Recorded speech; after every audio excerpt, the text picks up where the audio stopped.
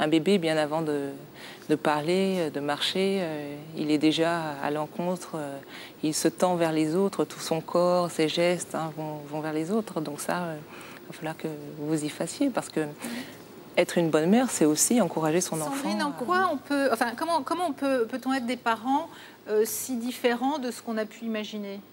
En même temps, ils n'ont pas eu beaucoup de temps, eux. Oui, voilà. C'est une histoire aussi personnelle, familiale, par rapport à chacun de leurs parents. Et puis, avant de devenir la mère d'eux, on est la fille d'eux. Je pense que chacun s'est représenté de manière imaginaire, plus ou moins, ce qu'il voudrait faire avec son enfant. Après, la vie a fait qu'il y a eu une grossesse à peine vécue. Ils n'ont pas eu le temps, pendant ces 9 mois, de se poser, de préparer. Je pense que ce qui est important aussi de savoir, c'est que la place du père, c'est la mère qui la donne.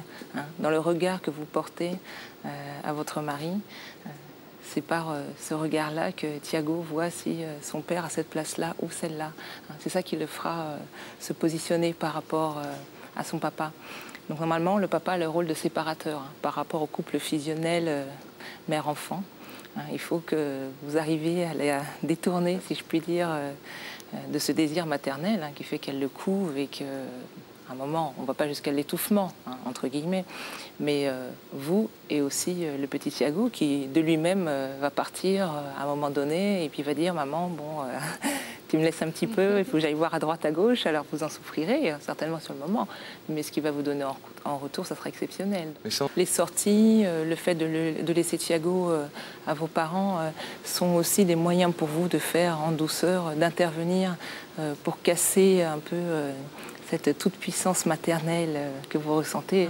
Donc vous avez un sentiment de toute-puissance qui fait que vous devez l'avoir sous contrôle tout le temps. Et là, ça va être le rôle de votre mari de justement essayer d'apaiser ça et de vous donner aussi confiance, parce que c'est avant tout une question de confiance en vous et puis en votre enfant.